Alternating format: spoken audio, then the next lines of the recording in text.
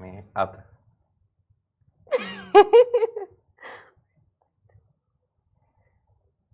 Hello everyone, welcome to the Smashi Business Show. My name is Abdul Majid Awan and I have with me the charismatic Worth. How are you, Worth? I'm good. It's Thursday. It's Thursday, the 31st of October 2024, and the business world is moving so fast, we can't even catch up. There's a lot of things happening. Most importantly, the Future Investment Initiative Conference, which is also called the Davos in the Desert Conference, which is trying to beat the actual Davos conference.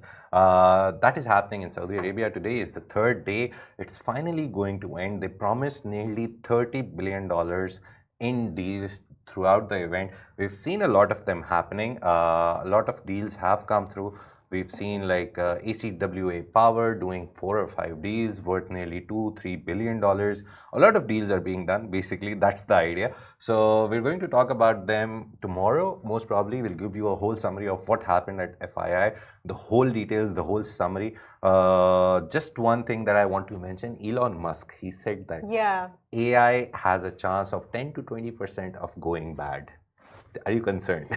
It's very That's dystopian. The question. It's very dystopian, I must admit. It is. But what does he mean by going bad? Like, does he think that actually the Terminator thing will happen, the robots will take over? Or does he think that it will cost something which we humans cannot cope with? Do you think it's robots that he's thinking about, or it's just the general implications that people... He could be possibly thinking about robots, but I also think, when I think of AI, I think of human intelligence. I do think that AI is making a lot of people dumber. Yeah, because I won't say dumber. I would give the example of a calculator. When the calculator was invented, before that people were doing calculations in their mind or quickly on paper. But they were using it to train their brain to become quicker at calculations. But as soon as the calculator was invented, people went slow. They stopped doing mental maths and they went towards, okay, I'll take out the calculator and do this. So I think it's just that AI will give you the comfort of doing things that took long time and make them shorter, easier for you. Oh, yesterday I was watching Bill Gates' video, reminds me, random thought. He was also saying that the biggest dilemma the next generation, your generation basically, or the upcoming generation will have is AI will make so many things so easy and so quick that the problem will be what to do with the time that we have saved.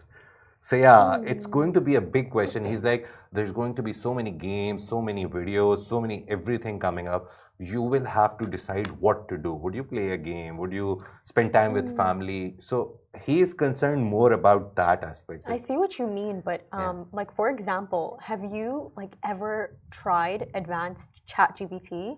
It's absolutely insane. You know that you can go on advanced ChatGPT, you can take any Shakespeare play, you can copy paste it, and then you can tell Chat, hey, can you please write a new play in the same tone that Shakespeare used, with the same metaphors, the same use of language, and it will produce an entirely new play.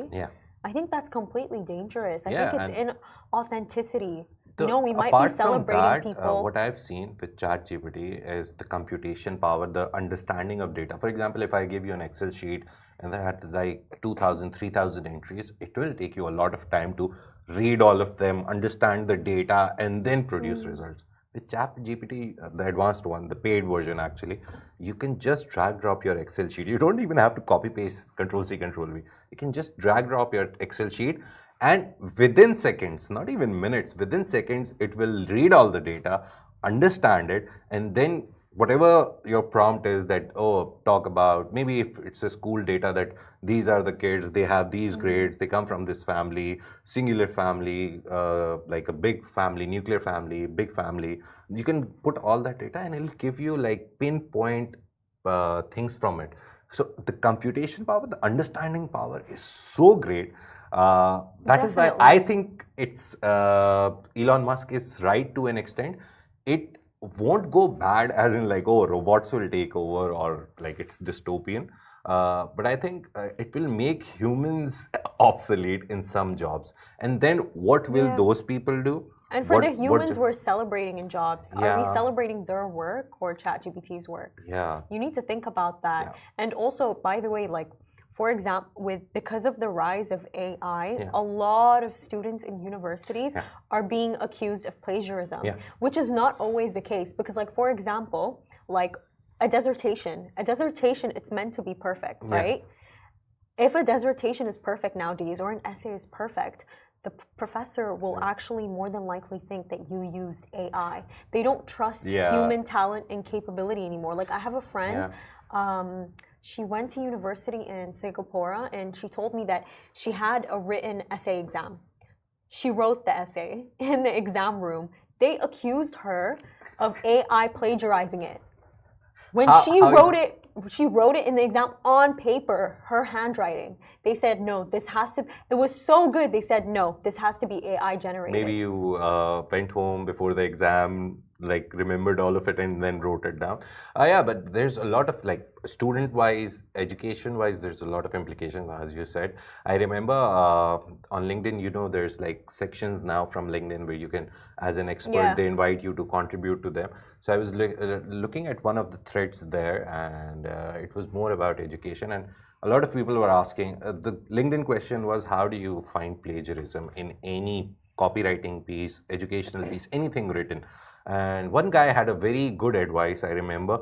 He said, always make one small mistake in whatever you write. Oh, that's what I do. When you put it on any plagiarism checker, the plagiarism checker thinks that ChatGPT is perfect. It will never make a grammatical mistake. It will never make a typo. So that way, just make a small minor spelling change here and there, which you know you can correct afterwards. Sometimes in my university essays. So when they upload it on the plagiarism checker, which to be honest, there is like expert consensus right now that there is no perfect AI plagiarism checker in the world right now. Turnitin, which is the biggest software, is used by all of the world's best universities to check your dissertations. Even they have said that we can't make something which checks AI perfectly. It cannot do that. It's impossible to check if this is AI, ChatGPT, Claude, any. But you know what actually works? There's this website. It's called Quillbot. Yeah. And I was just once curious. I was like, does this work? I went to ChatGPT. I took a text from it and I put it on Quillbot.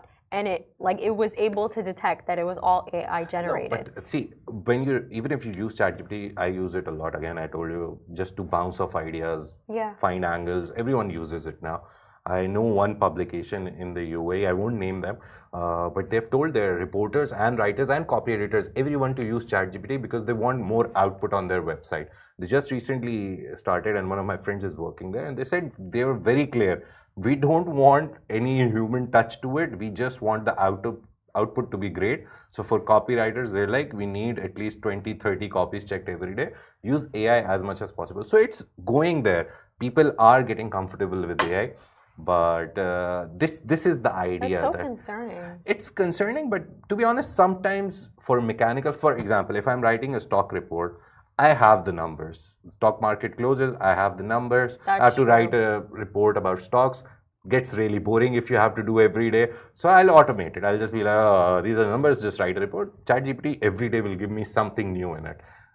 As a human, I will have a limited vocabulary. I won't be able to write such a good piece, such an interesting stock market report, which is very basic, every day in some new manner. AI can do that. So you can use it to help you, not like completely remove yourself from the equation and just make it do everything, but you can use it to help you. And we talked about the video that 20 to 40%, 30% of the work, if you can automate it, you can replace someone in a position who can't. NVIDIA CEO Jensen Huang said that. So yeah, we're talking about AI. Musk's thing, Elon Musk at FII 8, he said there is a 10 to 20% chance that it may go bad, but he also said that AI is going to change how humans live on this planet. So that's also a big claim coming from him. Yeah, and everyone highlighted the 10-20 part. In the conference, they also discussed how, you know, while there are many risks, because of the fact there's also so many benefits, they can develop like regulations to prevent it from being harmful. However, that's very vague. See, what I read, whatever I was reading throughout the day, what I've read is a lot of people who are in the AI field, who are actually working on developing these systems, they believe that there should be a universal ethical code, or there should be a universal policy Because like social media, we see that every social media platform has its own policy. So it's a big mess. Some places you can write some word, some places you can't write some word. Twitter, very for pro freedom of speech. There's like racists there who are writing stuff. No one gets banned or something. Apart from very like illegal, very illegal. That's why I love X though. Yeah, you get to really see what people think. Yeah, you actually, really. But again, see racist comments and all that. Twitter is very pro that. We saw recently when this guy Powell was arrested. He was arrested because he was not sharing Telegram data. But now he's like, okay, if criminal activity is happening, we will share data. So still, every social media is a mess right now. No one knows what's the policy, what's a universal policy for social media. Meta has its own, Google has its own. Everyone has its own policy. What's really so for strange AI, and weird? I think there should be something. I noticed something like with my phone, like depending, like say I'm like in a really good mood. Yeah. On my TikTok, I'm gonna have like a bunch of like hope aesthetic videos. Or like if I'm not in a good mood and like I do like express it. I do say like, you know, this is not my best day. On my TikTok, sad videos start showing up. It all depends on my mood. No, I think it's really it's scary. more about the algorithm. I'll tell you how it happens. You are sad, you see a sad video which resonates with you, you spend 7 seconds on it. But on that day when you're sad, you'll spend like 3 seconds on a happy video. Now, TikTok, all these platforms, they have very pinpoint accurate. They even check your attention span for microseconds. So if you spend 5.5 seconds on 5 happy videos and 10 seconds on 5 unhappy videos, they will gauge it that you're in a bad mood and they'll show you more happy stuff or maybe the other way, sad stuff. Oh, let's resonate with him. So this guy or this girl keeps scrolling. Oh, this TikTok understands my feelings. So yeah, it's very pinpoint. So algorithms are very, very, very microscopic. They can judge your personality just by the way you use your platform. They can tell your buying preferences. The reason you see ads that you think are relevant to you, sometimes they're actually very irrelevant. But to an extent, nearly 90% of the time, you will see stuff that you use already or are planning Especially to on use. Instagram. Yeah. They're so accurate. We can't find the algorithms. The best thing is either shut your phone down and use an analog one or just train it. My best idea would be train it. See the content that you always want to see, just see that content. Whenever you see anything else apart from that, just scroll. So spend more time on the content that you want to see, and eventually the algorithm will understand that this guy interacts with this content, watches this content, and it'll keep suggesting you that content. So that's like a trick. I don't know if it will works for me, works for my wife. She's very peculiar about what she will watch, even if I'm the same. Yeah, I really am. If I send her a reel which is not like her cup of tea, she'll be like, show it to me on your phone. I don't want to open it because then my algorithm will be like, okay, she likes these videos as well. She's extremely aware of it. It's just a part of her job. Like she has to see a lot of stuff. She works in a magazine as well. So yeah, basic understanding is see the stuff that you want to see and you'll get that stuff more and more. That's the basic trick that you can do to beat the algorithm. And moving on from Elon Musk and to the main stories. Just to get started on our Whenever main we stories. take Musk's name, I guess you open up a whole Pandora box and you start discussing so many things because he's such a fascinating figure. Politics-wise, he's supporting Trump. He's saying so many things in the political sphere. Then comes to X, tweets every hour about something, retweets someone. Then you go to SpaceX, his startup, and you see something else he's doing. This guy is like he's everywhere. Playing 3D, 4D, 5D chess in his brain every day. But good. Yeah. Nice, interesting guy, to be honest. Just to get started on the topics, our first topic is going to be how Abu Dhabi's CYVN Holdings has acquired McLaren's automotive business. Essentially, very recently, they had an agreement to acquire full ownership of McLaren's automotive business and a non-controlling stake in McLaren's group. Now, this is very interesting because it's actually partnering with Bahrain's Mumtalakat, and Bahrain's Mumtalakat is actually the sovereign wealth fund of Bahrain. It's now, like this is the amazing PIF because of Saudi Arabia. we're basically seeing partnerships between these countries in the Middle East. Middle Eastern countries. Yeah. And the most interesting part that I found was that Bahrain bought it recently. It's not a big acquisition like 10 years back they bought McLaren Group. They bought them recently, and as soon as they bought it, after something, now they've included CYVN group, and it's backed by one of the sovereign wealth funds of Abu Dhabi. So that's a good part. It's two basically Middle Eastern sovereign wealth funds coming together, joining their resources, and trying to make McLaren into a big powerhouse. It's an insane capital pool. And since CYVN Holding is trying to go into automotive business, they will get a stake in the Formula One team as well.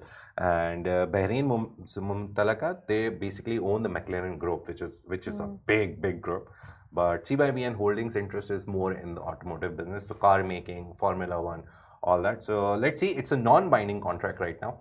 That is the most operative word right now. Non-binding means that if they want, they can back out. But right now, they've signed a non-binding agreement, and soon they will finalize everything and they'll work out the details, and we will know the details, and we will tell you the details. Yeah. So this is happening.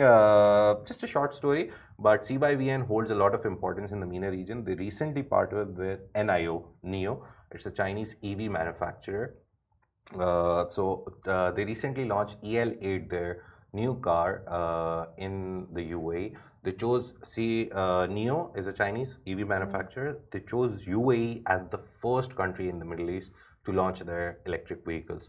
And they, we talked about this, like 60%, I talked about this with Farah, so I remember, 60% of the EV market, the electric vehicles market, is dominated by China across the globe. So yeah, so a Chinese manufacturer, EV manufacturer, electric vehicle manufacturer coming to the Middle East and then choosing UAE. So they saw something in the country. They're like, okay, this sounds good. So yeah, CYVN is doing big things in the automotive industry. So let's keep an eye on them. Now we're gonna have more like AI actually generated in cars. Yeah. I think that's what's so interesting. It's funny that this is going on, because I remember a few years when my father tried to convince me to study AI engineering or computer science.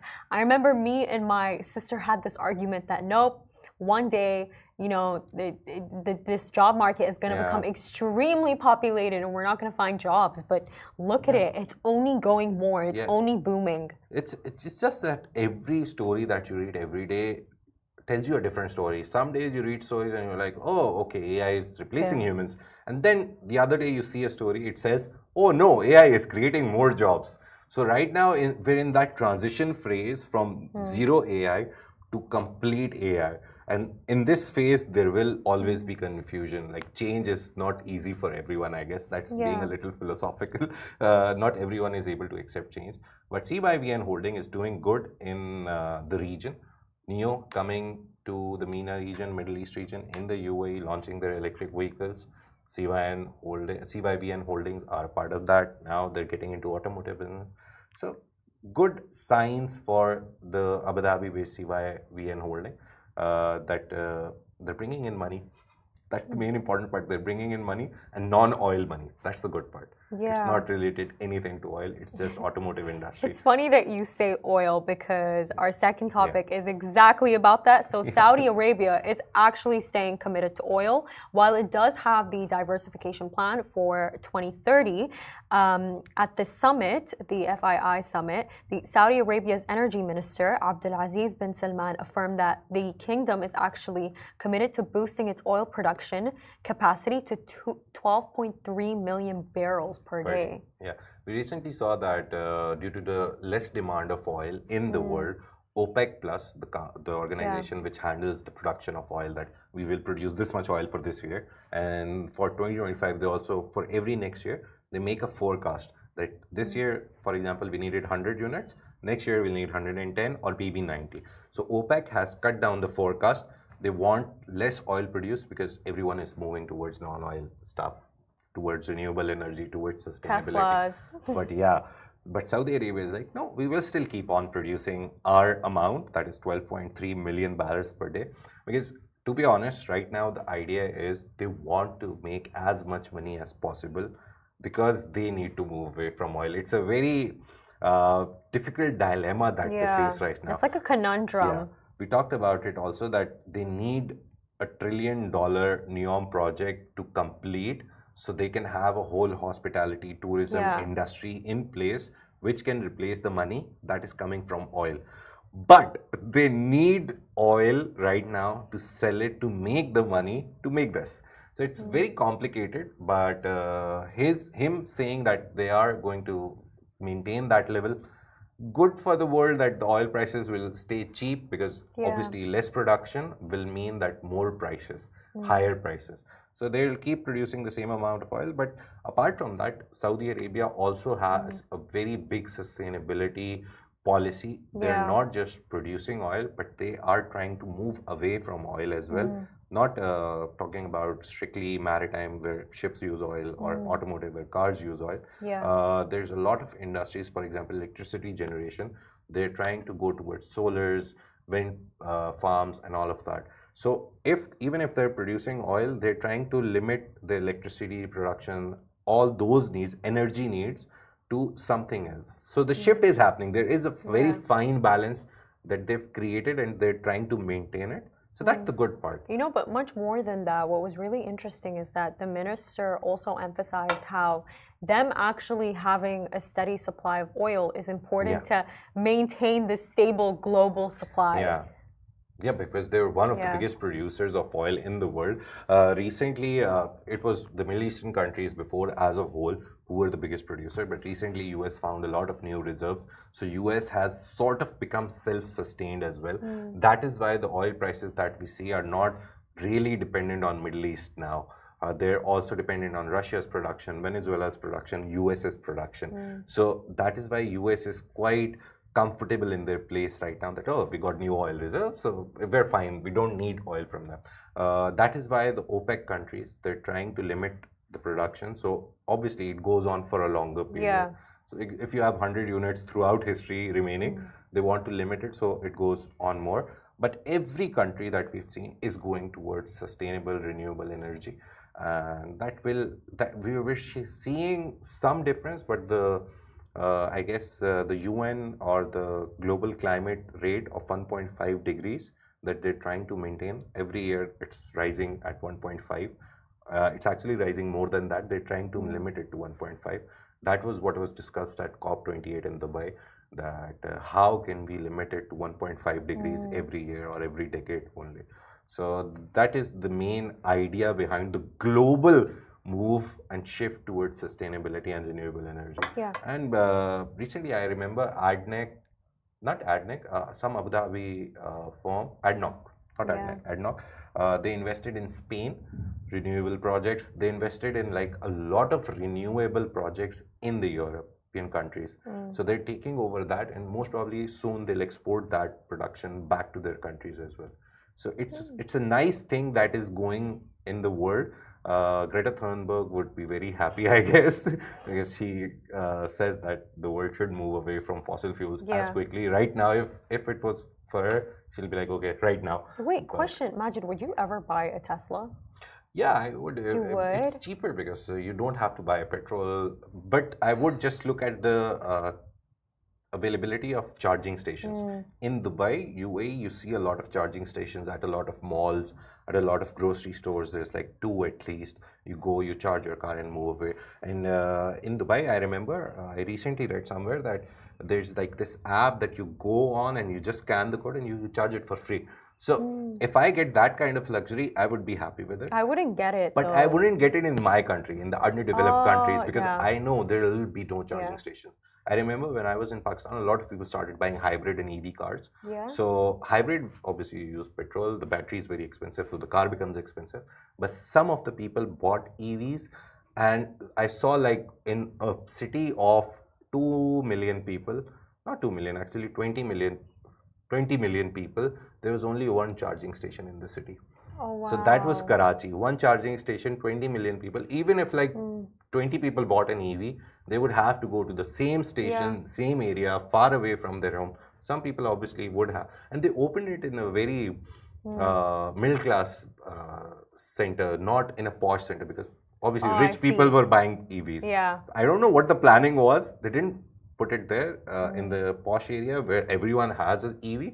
They put it somewhere far away. I'd never buy one because of the battery. Apparently, the battery, because it's made from lithium, I believe, it's the fire. Like if it catches fire, the fire will not It will not go out. Yeah, even if you it throw will it take a in lot the water. of time to, yeah. No, and I hear like stories of like people being locked in Teslas when they have car accidents and dying immediately because the car doors won't open. So, you know, when Musk is saying that AI feels that it's going to be scary, this is really what I think. This is very scary because it says it's a fire hazard and it'll lock you inside. Yeah, exactly. It thinks that it knows the best decision for you in your context, but it's not actually living in reality, is it? It's living in its own code. Yeah, I find it. I hear a lot of stories. Yeah. Yeah. Okay. So this is happening. Oil. Saudi wants to remain committed to the production of oil that they're producing right now, but they're trying to balance it with other places. They're trying to find a sustainability balance. More news from Saudi Arabia. Their localization of insulin production has taken off. Apparently, at one of the events that happened in Saudi Arabia recently, a preliminary agreement to localize insulin production in Saudi Arabia was signed at the Global Health Exhibition. The agreement includes key players such as National Unified Procurement Company, NAPCO, Sudair Pharmaceuticals, and Sanofi, with support from government authorities like the Local Content and Government Procurement Authority, LCGPA, and Government Expenditure and Projects Authority, XPRO. The reason for naming all of them is they're all coming together in a government-private-public partnership kind of thing, and they're trying to bring 50% of the need that is of Saudi people. So if they need 100 units of insulin in Saudi, 50 will now be produced in Saudi Arabia. So that will make the price go down and easier access and better access. Yeah, and as me and Majid previously discussed, the reason why this is so amazing, it's because insulin is extremely expensive, but it's extremely expensive not because you're actually paying for the insulin, you're paying for the production cost. So if it's localized and it's made in Saudi Arabia, that means that you're going to pay half the production cost. And honestly, I'm really... So the idea of insulin, basically, the extraction, the process of making, the guy who made it, he made it completely free. So anyone can make insulin, you can make insulin, but you will sell it for the production cost that it takes. So that's the idea, that localized production throughout the world is a good idea. Obviously, we will reach it someday or the other, but every country should have a localized insulin production plant, or every big pharma that produces insulin should have a plant in their own country, suggestedly, because people who are dependent on insulin, it's very difficult for them. Again, example from Pakistan, I've seen a lot of people suffer. They would order insulin from Dubai because these are the areas that are nearest. Ordering it from other countries at like thrice or 4 times the price. So just because they need insulin. So yeah, it's a big problem. It's a big problem in the US as well. Because a lot of people can't afford it. A lot of people who have insurances which cover only 50% of the cost, they have to pay the 50%, or like the co-pay insurances. And they're getting, the prices are going up and they're seeing a problem. They're not able to take it. You know, I'm deeply touched by this also, because my grandmother actually has diabetes, and so to see something finally being provided to all minorities, to all classes, it's really quite beautiful to see. So a lot of things happened. Just to give you quick headlines before we sign out, we've taken a lot of time today. We're touching 30 minutes mark every day. Thanks for the good discussion word. Prince Khalid bin Al Walid, he's the founder of KBW Ventures in Saudi Arabia. He's a Saudi prince. That they have made 5 investments in health technology, according to Arab News. That happened at FII, the 8th edition. Barclays is exploring to return to Saudi Arabia. We touched on it a little yesterday, but the main news mainly is that the CEO said that they are coming back to Saudi Arabia after 10 years. So let's see when that happens. Saudi PIF company has led a 65 million funding round in Berlin-based chauffeur service providers, which is Blacklane. And now this Blacklane is coming to Saudi Arabia. So it's going to be a new addition in the Saudi Arabian mobility market.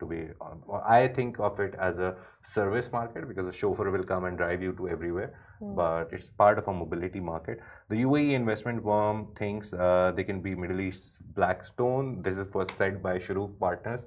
They're the investors in Pripco, which is the Mark Properties in startup. They're the investor in Tabby, early investor in Tamara or Tabby. So they have invested in a lot of big startups, and they think they want to be the next Blackstone. Blackstone is one of the world's biggest investment agencies, just to give you perspective.